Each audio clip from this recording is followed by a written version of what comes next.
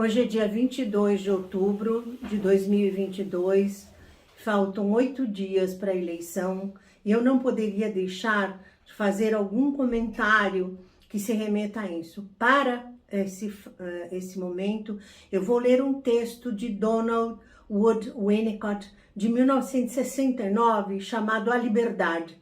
Eu não vou ler ele inteiro, porque seria muito cansativo, mas eu vou ler alguns trechos que eu acho que são fundamentais para as nossas reflexões enquanto psicanalistas, enquanto cidadãos, enquanto membro da polis, né? Nós temos responsabilidade direta sobre quem nós colocamos no governo, tanto do nosso estado quanto do nosso país.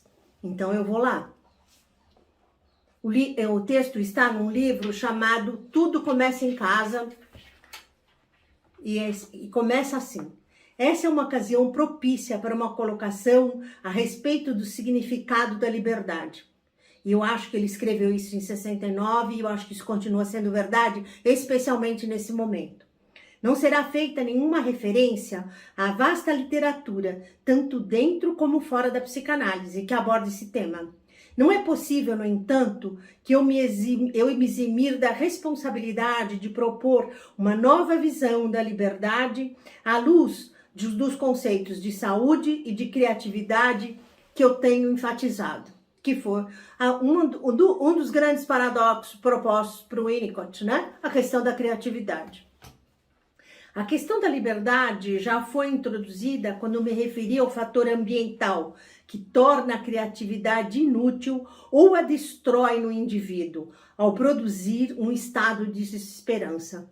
E eu acho que isso nós temos visto constantemente. Mesmo pessoas muito bem informadas, muito bem formadas, politicamente corretas, estão muito desesperançadas e muito desanimadas, porque a nossa criatividade está sendo destruída em muitos aspectos. Essa é a questão da liberdade em termos de sua ausência e da crueldade envolvida, tanto na restrição física como na aniquilação da existência física pessoal de um indivíduo através da dominação, por exemplo, numa ditadura, seja ela a céu aberto, como nós já tivemos, seja ela disfarçada com eleição fraudulenta ou com uma eleição equivocada. Assinalei que tal dominação pode ser encontrada em casa e não apenas no cenário político. Claro, tudo começa em casa, né? É a partir da saúde, de dentro de casa, que a gente vai desenvolver a saúde de uma sociedade.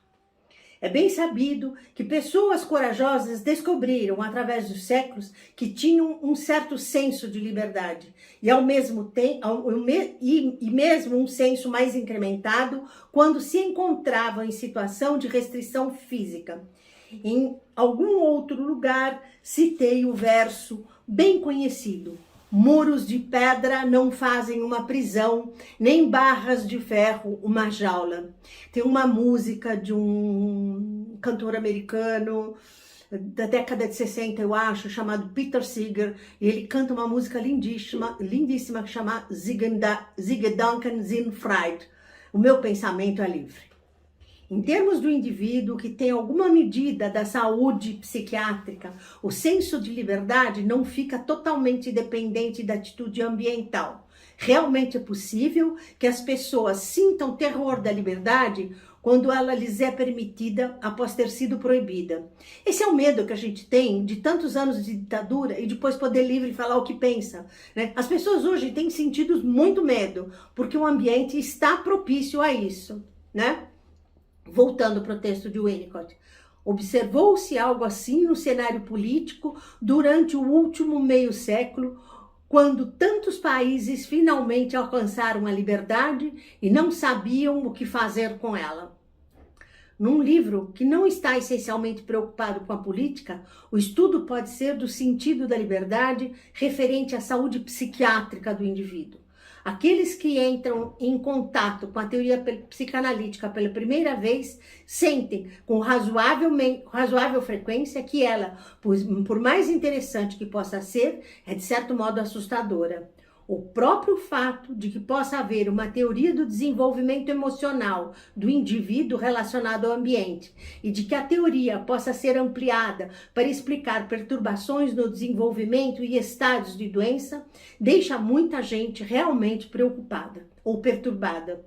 A pessoa que der palestras para grupos de estudantes mais velhos a respeito do desenvolvimento emocional da criança e da dinâmica dos distúrbios mentais e psicossomáticos e espera, de tempos em tempos, abordar a questão premente do determinismo. Eu vou pular agora um trecho e vou aqui.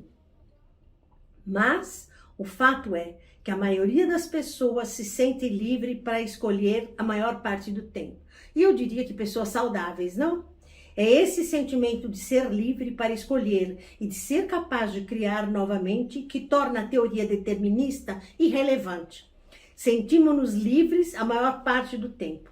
O determinismo pode ser apenas um aspecto da vida incômodo, de vez em quando. E é verdade, né? Tem horas que ele se impõe, mas a gente, a maior parte do tempo, tem que estar livre para poder votar em quem quiser, quando quiser e como quiser. O voto é secreto.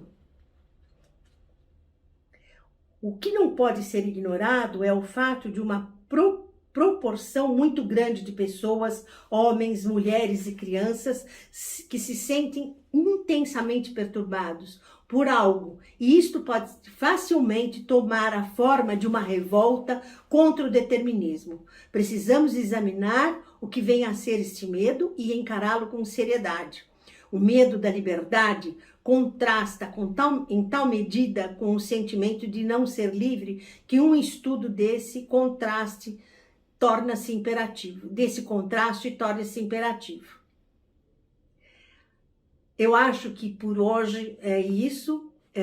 E muito em breve teremos um outro vídeo com trechos de um texto do livro do escritor americano, psicanalista, super conceituado, Christopher Bolla, chamado Estados de Mente Fascista. Muito obrigada.